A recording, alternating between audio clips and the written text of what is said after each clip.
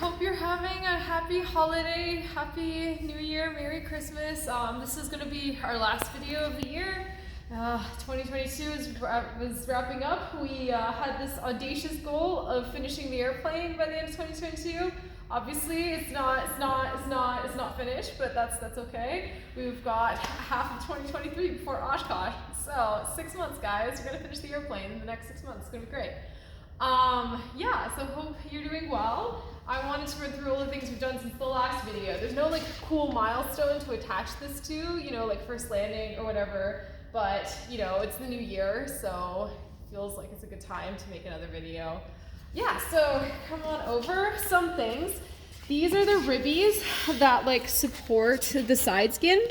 And you can see they have these really obnoxious tabbies. And I can't believe nobody has mentioned this in any of the videos I've seen at least, but these tabbies are a pain in the ass. It is very, very easy to not properly rivet these. Like, it's very easy for you to basically shove the rivet in, push the tabby up, and then the tabby doesn't get riveted, which sucks because there's lots of them and they all end up like that, and then you end up having to drill them out and like catch the tabby.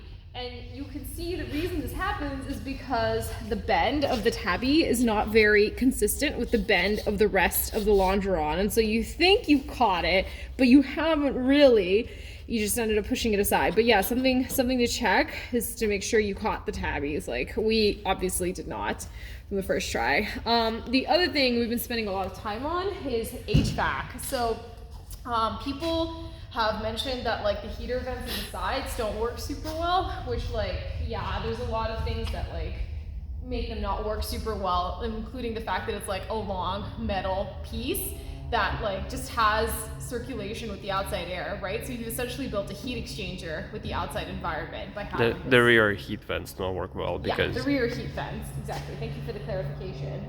So we talked to Sean at the Torrance Build Assist. Shout out to Sean. He suggested insulating with this thing called Dynamat. It's what he uses on his truck. So we decided to give it a try, insulate the whole rear vents with Dynamat on top of Dyna something or other. Like, they have Dynamat and Dynaliner, and I guess like they're both good. You should put one on top of the other, so we tried that. Yeah, the other thing we did is work on the heat exchange situation here. Like how the heating system is supposed to work is you have the heater sitting here, and then there's like a tube that goes from the heater system to this like butterfly valve that exchanges cold air with hot air. You can see the one dangling on that side. Yeah, and so the cold air with hot air mixture like goes to the pilots and co-pilots, but the way that TAF originally routed it, only hot air goes to the rear passengers, which again, like, I don't know how many of you viewers ride with like conspicuously airsick passengers, but most of the time they don't want hot air, they want cold air, and they want like a lot of it. And so we decided to reroute the heating system so that they can have a mixture of cold air and hot air too. So we got rid of this like Y junction, and Peter, do you want to talk through the rest of the situation? Hi viewers, it's Peter here. Right, so back to the heating system. As Sasha said, normally there would be a Y junction or T junction that goes from the heater, and these parts, like this here and this here. What is these? Oh, like that guy. Yeah, that's the input of whatever air goes to the rear passenger. And we also sealed them, as you can see. There's a bit of the silicone sealant there. Latex sealant, but latex sealant. Yeah, it doesn't matter. So in the standard configuration, there's only hot air that goes in there.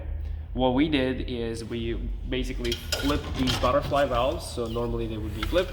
And so the cold air from the outside, the air scoop goes in here, and then the hot air goes in here.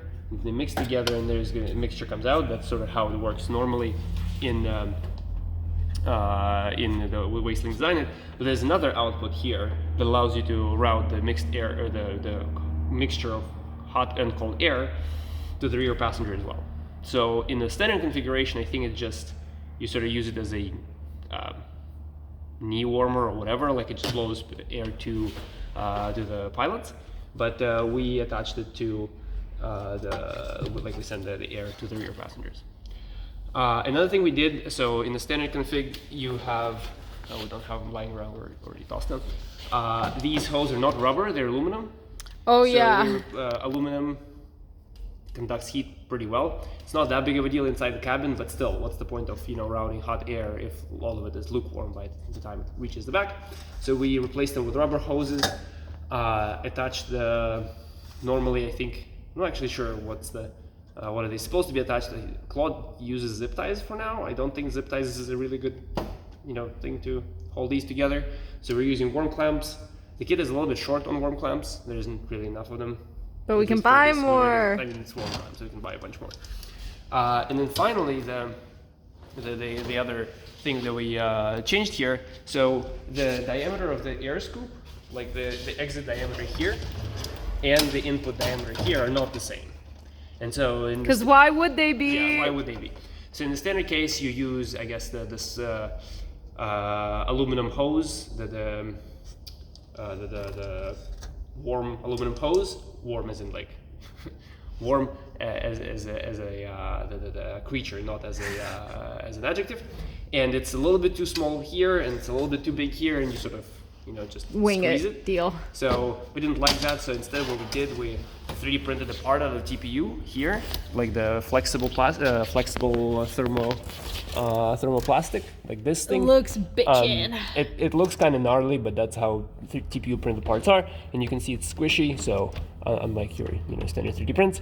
And then it's sort of, this angle is not really easy to see, but it has smaller diameter here, and then it expands, and then it has a bigger diameter there. I guess you can kind of see the shadow, so yeah, it's okay. And so it fits just right to the air scoop, and it has a bend, and then it sort of holds the mixer valve in place right where it needs to be.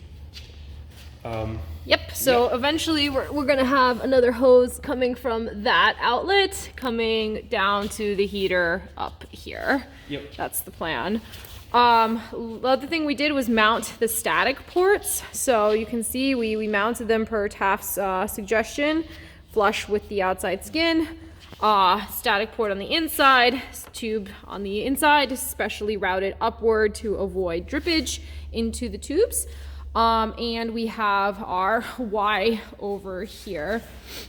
Our kit didn't come with a shield, so we're gonna 3D print a shield and put it on the outside, but it's not really blocking mounting the firewall. Shield so is supposed to sit right around here. Yeah. According to Damien. Thanks, Damien. Thanks, Damien, who has been answering a lot of our questions. The shield can be riveted on. It's supposed to be turned around like that, but 20 degrees. 20 degrees. But the point is, the static port goes on the inside, and the shield goes on the outside. Yep. Last thing we did, we mounted the outside air temperature probe on the inside of the left NACA duct, like the Sling Builders Facebook group suggested, so thanks to that. We also sealed around the NACA duct. We JB welded the static ports as well to try to avoid like air coming in and messing with the static port readings. So there you go, viewers. That's the progress so far, and hope you're having a happy new year. Thank you for tuning in. Happy holidays. See you in 2023. Cheers, guys. Bye.